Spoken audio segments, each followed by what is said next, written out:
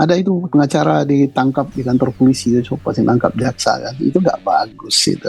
Tidak santun gitu. Kalau secara hukum benar kok, yo benar.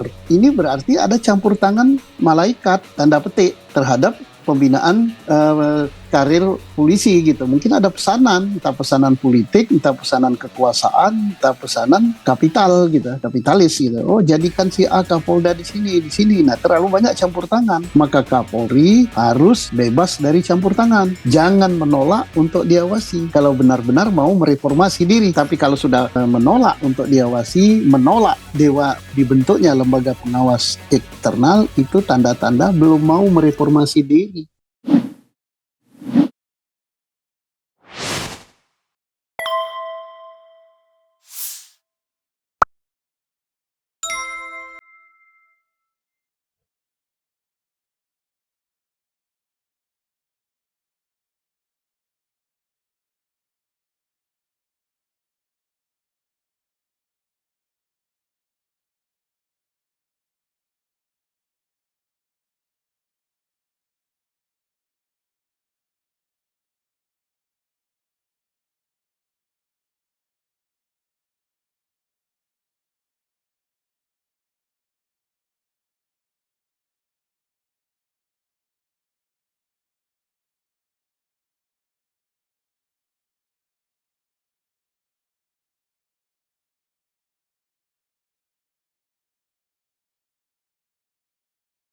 Baik, selamat siang semuanya para serta diskusi sekalian. Ini suatu topik yang sangat menarik ya. Kita patut hargai bahwa para civil society, para pemuda dan seluruh masyarakat Indonesia ikut andil di dalam menyuarakan pembenahan Polri. Ini sebagai bentuk kecintaan pada Polri, sebagai bentuk wujud rasa memiliki Polri, bahwa Polri itu bukan miliknya Polri. Polri itu adalah milik seluruh anak bangsa, milik khususnya rakyat Indonesia. Karena yang gaji polisi itu kita, yang membuat polisi itu kita, yang memberi kewenangan kepada polisi itu melalui undang-undang ya rakyat, yang mempersenjatai polisi itu ya rakyat, yang memberikan peralatan polisi itu rakyat. Maka wajib hukumnya rakyat mendesain polisi model apa yang dia inginkan. Kemudian kalau ada kesalahan, wajib mengkoreksi atas kesalahan-kesalahan itu dengan memberikan jalan keluar. Itulah rasa cinta dan rasa memiliki. Perwujudan koreksi itu macam-macam, ya gaya bahasanya masing-masing. Ada yang lunak, ada yang ilmiah, ada yang nesu atau orang Jawa itu marah. Ya boleh-boleh saja itu mirip polisi. Dan kalau sudah jadi polisi di era demokrasi ini ujo nesu, jangan marah, dikoreksi marah, dicari kesalahannya apa. Tidak dilihat isi koreksinya, tapi dilihat kesalahannya. Dia lihat latar belakang orang itu, wah iki anak iki, mbok iki, bapak iki, cilik nyolong mangga, nyolong timun. Nah, ini namanya gembleng gitu, nggak baik-baik kita ya.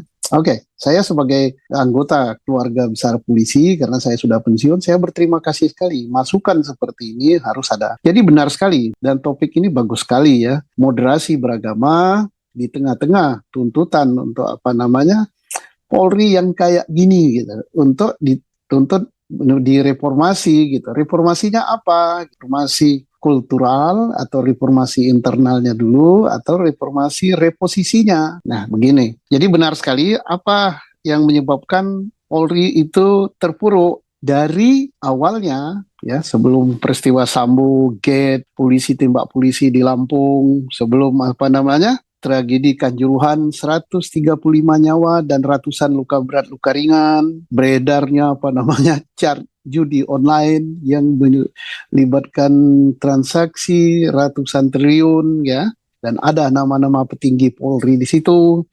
Kemudian terakhir adalah Jenderal Polisi Bintang 2, Kapolda Sumatera Barat yang dipromosikan jadi Kapolda tipe A, Jawa Timur. Belum serah terima, ditangkap masalah narkoba. Nah, ini mudah-mudahan tidak ada lagi yang lain. Ini sebenarnya momentum yang terbaik untuk Polri berbenah diri, membenahi.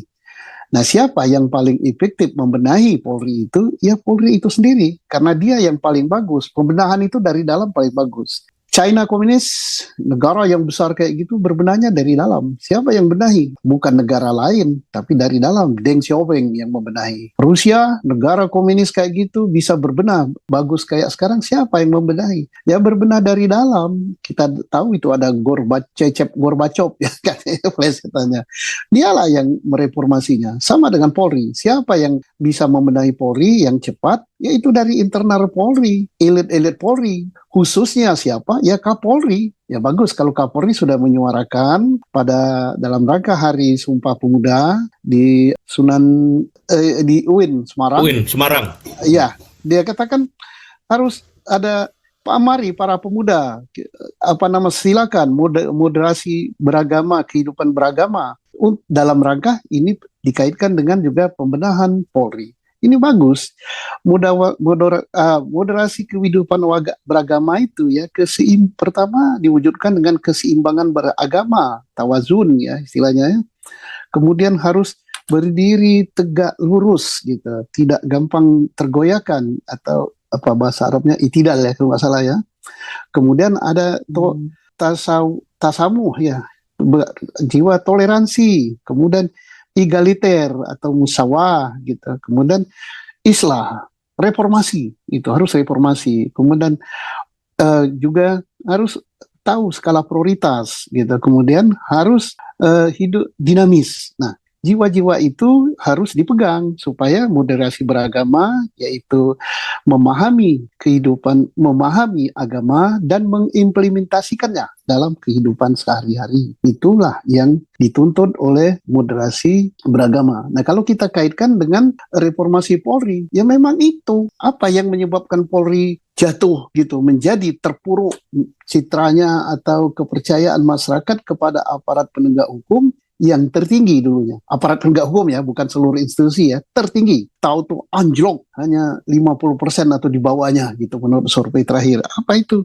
Ya masalah yang kasus yang kita angkat tadi yang sampai sekarang belum selesai, yang sudah masuk dari persidangan yaitu kasus Sambo, kasus polisi tembak polisi di Lampung, kasus beredarnya cat judi online, kemudian kasus Kanjuruhan 135 wah melayang, kemudian kasus narkoba, kemudian kata presiden yaitu, dan ini bukan kata saya, kata presiden waktu elit Polri dikumpulkan di istana, termasuk para Kapolresta se-Indonesia. Presiden mengatakan selain itu maka yang menjatuhkan kepercayaan masyarakat pada Polri itu pungli, kata presiden.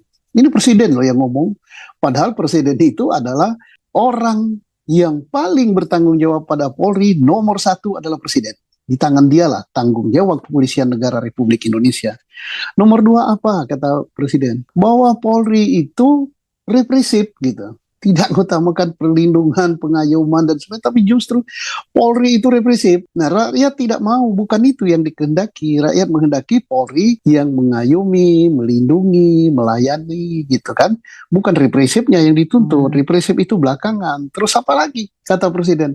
Polisi itu hobinya ngerekayasa, gawe ke perkara, bukan menghilangkan, mengecilkan perkara cilik digedeke. Nek nggak ada perkara, dibuatkan perkara. Apa bisa buatkan perkara? Lah bisa loh. Pak Mahfud sendiri cerita, polisi perkara itu bisa direkayasa, bisa dipesan sejak laporan, penyidiknya si ini, penuntutnya si ini, kok majelis hakim iki. Dan saya ngomong gitu bukan hanya karena Pak Mahfud juga, saya sendiri ngalami kok. Alami saya 12 tahun yang lalu. Dan kasus saya belum putus sampai sekarang di MA ya. Saya ngalami. Kenapa? Yang nangkap saya anak buah saya. Saya masih jabat, bintang 3. Itu bisa direkayasa. Oh, pemenang rakyat Chile gitu. Nah, artinya, tapi saya tidak mau menoleh ke belakang. Kita ke depan. Kita harus optimis, kita cinta pada Polri. Jadi merekayasa perkara itu jangan lagi. Sakit rakyat benci gitu. Jadilah pelindung, perkara kalau kecil-kecil bisa didamaikan. Jangan-jangan dikit-dikit kalau ada yang aneh-aneh di ETE kan, di pencemaran nama baik kan. Memang tidak Polri yang melapor. Misalnya ada orang yang tidak disenangi, disuruh orang lain melapor, seolah-olah ada laporan. Nah, hal yang seperti ini Rakyat sudah tahu. Rakyat tidak mau polisi seperti ini, kata Presiden. Ya, jangan rekayasa perkara. Yang berikut apa kata Pak Presiden? Hedonisme. Nah, hedonisme itu bahasa mana boh aku nggak ngerti. Style life.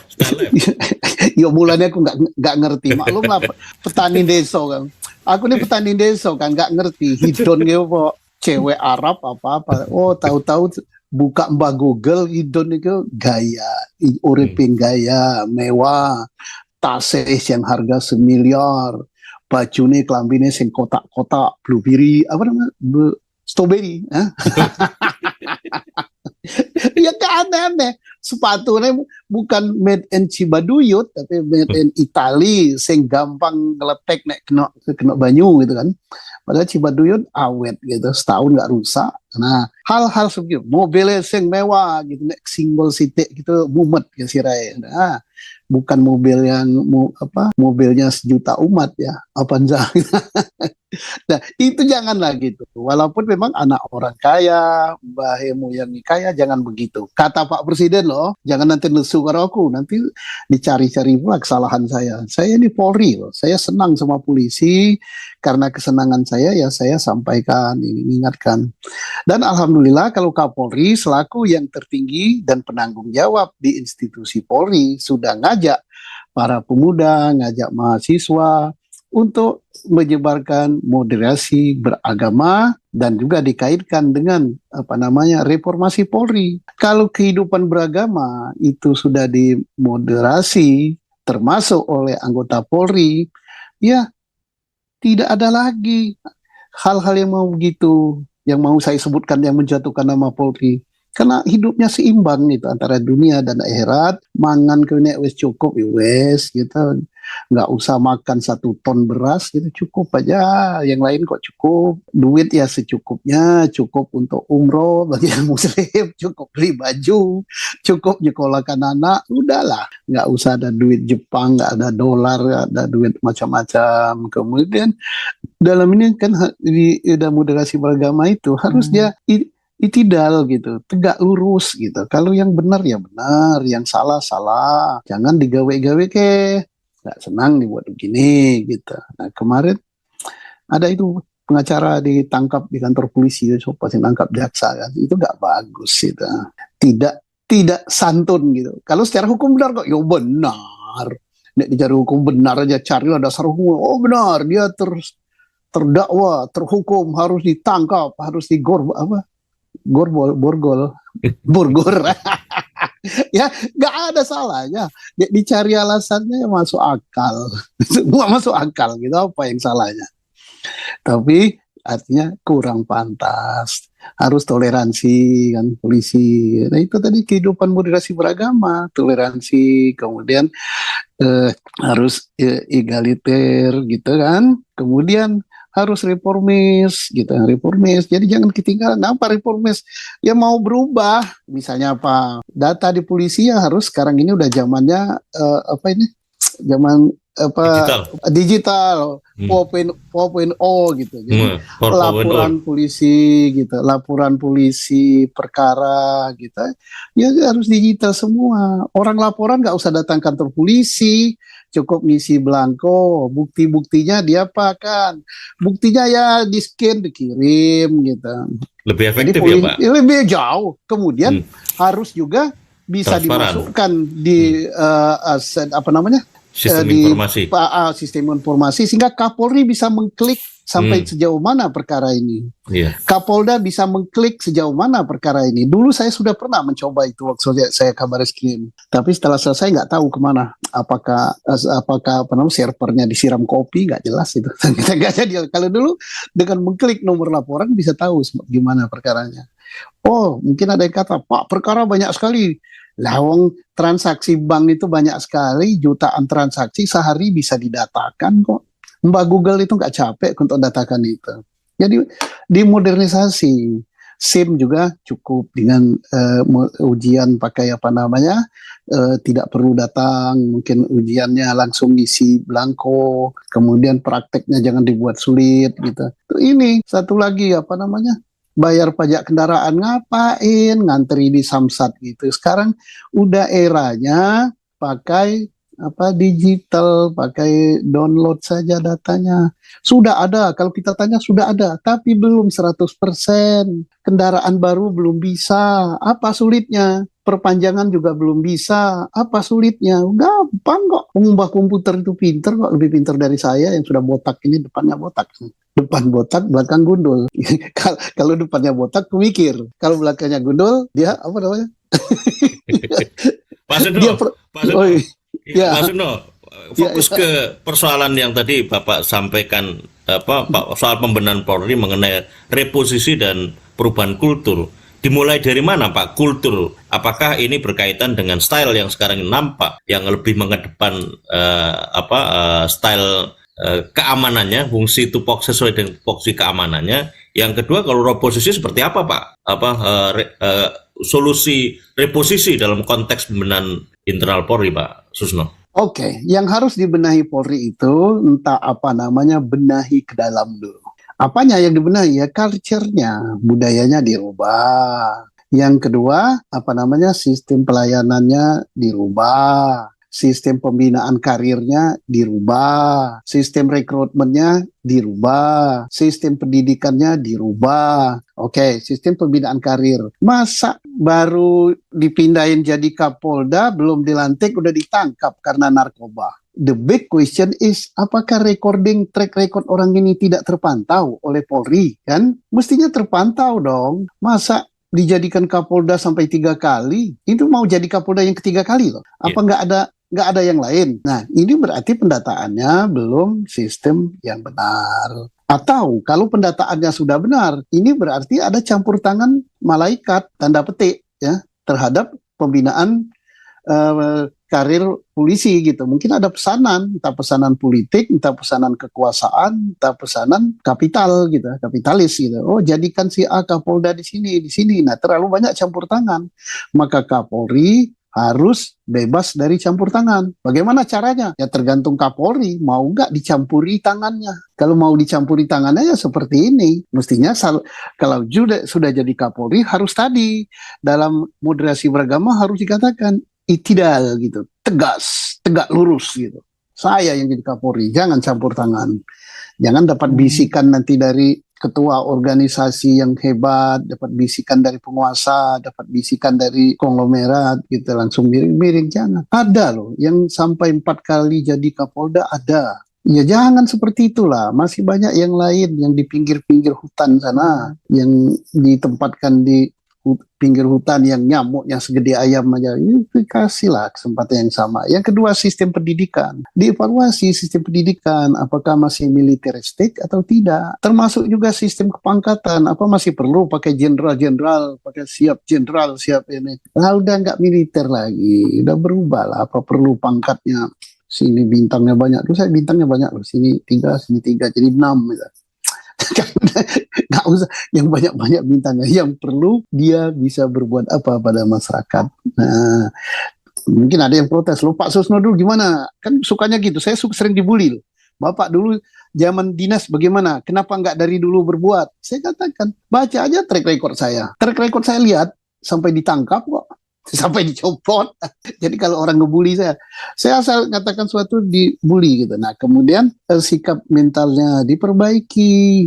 Jangan jadi bikin judi, jangan jadi itu. Yang ngatakan ini bukan saya loh, tapi sudah rahasia publik itu beredar di masyarakat. Saya hanya ngomong doang aja ini. Jadi itu semua internal diperbaiki.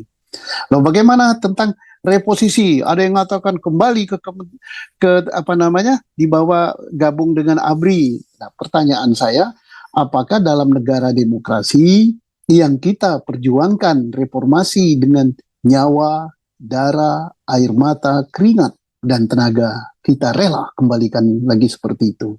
Jadi jangan sampai karena rumah kemasukan tikus, rumahnya dibakar. Yang dibenahi polisinya dong. Bila perlu di total itu reformasi, dirubah. Nah, kemudian organisasi sebesar Polri yang kekuasaannya luar biasa, diberikan undang-undang, diberi senjata, diberi peralatan yang hebat, manusianya saja jumlahnya 420.000, mungkin lebih. Itu lembaga pengawasnya nggak ada. Oh, ada yang bilang ada Kompolnas. Kompolnas itu bukan pengawas. Hanya 2 pasal diatur di Undang-Undang Kepolisian itu. Dia itu memberi saran dan pendapat kepada Presiden untuk pemilihan Kapolri, pengangkatan Kapolri, memberikan saran dan pendapat untuk memberikan pertimbangan tentang kebijakan pemerintah mengenai Polri. Nggak ada pengawas. Beda dengan yang di KPK itu Dewas ya. Dewas ya. Dewas itu berwenang menerima laporan, berwenang menyelidiki, berwenang memeriksa, dan berwenang juga menjatuhkan sanksi. Nah sekarang misalnya, kalau Kapolrinya salah, siapa yang meriksa? Nah, jadi memang sudah ada kode etik, tapi kode etik itu berlaku nampak-nampaknya untuk ke atas kan agak sulit gitu kan. Nah, jadi perlu disuarakan dibentuk Dewan Pengawas yang terpisah dari Polri, berada di luar, dan yang isinya ya jangan polisi, kayak Dewan Pengawas. Contoh lah Dewan Pengawas KPK, efektif itu bagus. Kan pimpinan KPK karena diperiksa ada yang sampai mengundurkan diri kan, komisaris KPK. Kemudian ketuanya pun diperiksa. Nah, kalau di pengadilan walaupun tidak terlalu di hakim ya, walaupun tidak terlalu efektif, nampaknya masih agak-agak mandul dikit ya. Komisi yudisial ya.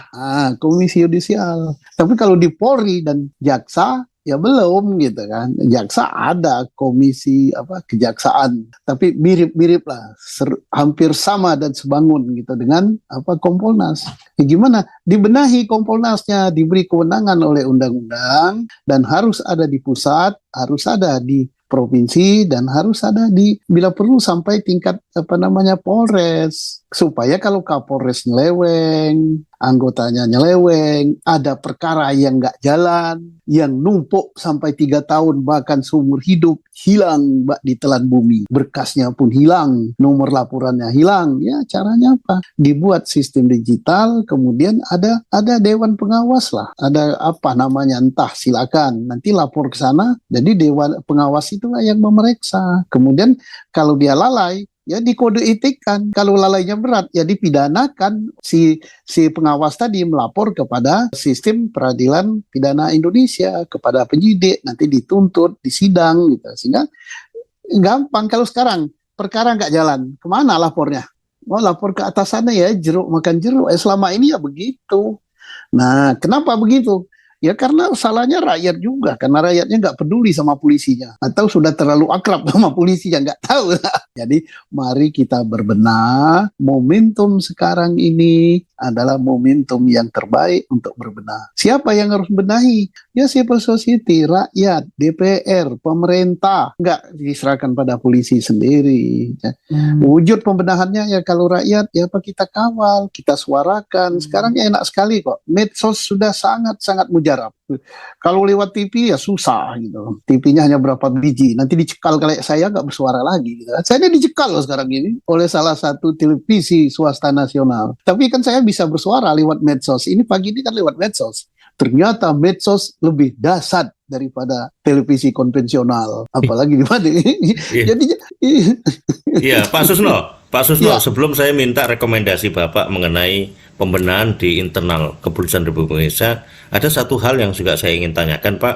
Kalau kita belajar dari kinerja law enforcement atas kasus Sambo dan Kanjuruhan, itu kan selalu ada 2 kanal, Pak. Bagaimana polisi untuk melakukan kinerja terkait dengan pelanggaran kode etik di satu sisi dan pelanggaran dugaan pidana di sisi yang lain. Selama ini yang saya tahu, Pak, polisi kan tidak punya ketentuan hukum pidana sebagaimana TNI, masuknya ke rejim regulasi pidana umum. Sementara polisi juga punya karakter sebagaimana yang Bapak tadi sampaikan, dan Bapak tidak sepakat kalau itu nanti dikembalikan kepada TNI karena tidak sesuai dengan semangat reformasi, punya karakter militer. Seberapa Bapak melihat, apalagi dalam konteks Sambo misalnya, ada nomenklatur yang ini menggugah pertanyaan publik mengenai seberapa sebetulnya struktur yang ada di Kepolisian Republik Indonesia itu memang benar-benar bisa ditegakkan ketika ada pelanggaran dugaan pidana di dalamnya mengenai obstruction of justice. Seberapa sih Pak ini kendala-kendala yang seperti ini mampu bisa dibenahi, dan Seperti apa sebetulnya kalau kita bicara masalah regulasi yang tentu ini akan diharapkan atas proses politik yang dihadirkan oleh parlemen atau DPR mampu merealisasikan regulasi yang memang benar-benar bisa menjagain pembenahan internal Polri sesuai dengan harapan semuanya, Pak Susno Duaji. Ya, jadi saya tetap merekomendasi pengawas eksternal. Ya, entah mau memperkuat Kompolnas atau dibentuk baru silakan. Sepanjang tidak ada pengawas internal, makanya kayak gini-gini lah. Kenapa ada kasus obstruction of justice yang maju dalam kasus Sambo? Karena desakan daripada publik lewat media. Apakah semua kasus sampai ke Polsek yang mana penyidiknya nggak beres akan didesak oleh media seperti ini? Nggak mungkin lah, ada jutaan kasus. Tapi kalau tiap Polres itu ada pengawas, tiap Polda ada pengawas, tingkat markas besar ada pengawas eksternal, ya bisa. Jadi lembaga pengawas itu wajib dibentuk. Loh, apakah perlu undang-undang kayak militer sehingga langsung sini? Tidak perlu, sudah ada komisi kode etik. Apakah perlu pelatihan khusus untuk Polri? Tidak perlu, polisi itu sipil, sama saja dengan masyarakat biasa. Nah, tentara pun dalam negara demokrasi, dia kalau bersalah harus diadili di pidana umum. Nah, tuntutan reformasi kan begitu, peradilan umum untuk militer. Tapi itu salah satu tuntutan reformasi yang belum terpenuhi. Kalau kita membuat peradilan Polri, membuat apa-apa, kita mundur 1000 tahun lagi. Tugas kita ada, peradilan militer itu untuk militer yang melakukan pidana umum harus ke pidana umum, peradilan umum. Itu bentuk supremasi sipil yang diperjuangkan oleh reformasi. Belum goal. Sudah 24 tahun ya reformasi. Belum wujud peradilan umum untuk militer. Nah, mungkin di dunia ini baru Indonesia yang masih ada peradilan yang si militer masih tunduk kepada peradilan militer. Peradilan militer ada di negara lain. Untuk apa? Tindak pidana militer. Misalnya apa? Penjahat perang, membocorkan rahasia negara, dan apa lagi. Tapi kalau korupsi, penganiayaan, pemerasan, perzinaan, nempeleng rakyat, apa masuk pengadilan sipil dong. Itu supremasi sipil namanya. Jadi tetap bentuklah lembaga pengawasan. Lembaga pengawasan itulah yang nanti memeriksa secara kode etik. Dalam kode etik itu nanti akan terbukti apakah kode etik murni yang dilanggar atau ada pidananya. Kalau ada kode etiknya saja yang dilanggar, sanksi kode etik. Sanksi kode etik apa? Bisa pemecatan, bisa turun pangkat, bisa lepas jabatan, tidak boleh mengikuti pendidikan, and so on, and so on. Nah, sanksi pidana, kalau ada pidananya, ya kirim ke peradilan pidana, proses mulai dari penyidikan, penuntutan, dan sebagainya, lembaga pengawas ini ngawasi. Kayak sekarang, kenapa misalnya dia melakukan pengerusakan TKP, itu diadili dalam peradilan pidana. Jadi selama kita tidak bentuk lembaga pengawasnya, yang namanya kekuasaan yang besar, tenden to nyeleweng kan. Pasti tenden tuh nyeleweng. Janganlah kayak gitu. Saya sebagai anak dari orang tua saya waktu remaja, kalau nggak diawasi oleh bapak ibu saya, ya tenden tuh nakal gitu. Jadi Ya, harus oke itu. Pak. Oke Pak, terakhir Pak Susno Duaji. Apa Pak rekomendasi Bapak atas pembenahan internal Kepolisian Republik Indonesia di tengah keinginan Bapak untuk mendorong adanya keberadaan Dewan Pengawas yang representasi dari masyarakat sipil untuk benar-benar independen memberikan pengawasan agar Polri sesuai dengan tupoksinya dan ideal sebagaimana yang kita harapkan, Pak Susno Duaji. Saya sebagai keluarga besar Polri, saya menghimbau adik-adik saya, junior saya yang sekarang pangkatnya tinggi-tinggi, elit Polri, jangan menolak untuk diawasi kalau benar-benar mau mereformasi diri. Tapi kalau sudah menolak untuk diawasi, menolak dibentuknya lembaga pengawas eksternal, itu tanda-tanda belum mau mereformasi diri. Oke, itu saja. Dan satu lagi, DPR kemana? Komisi 3, ayo dorong. Iya. Pemerintah kemana? Pak Jokowi jangan hanya jangan, tapi sanksinya apa? Masa perintah presiden sampai 6 kali kasus Sambo, 6 kali nggak dilaksanakan, kalau saya tindak tegas dong. Yeah. Nah sekarang habis katakan jangan hedoisme, jangan ini. Lah after ngomong itu kalau masih tidak dilaksanakan apa sanksinya? Iya, iya. Enak loh. Terima kasih Pak Susno Duaji, semoga Bapak senantiasa sehat dan berkah. Terima kasih atas pencerahannya Bapak.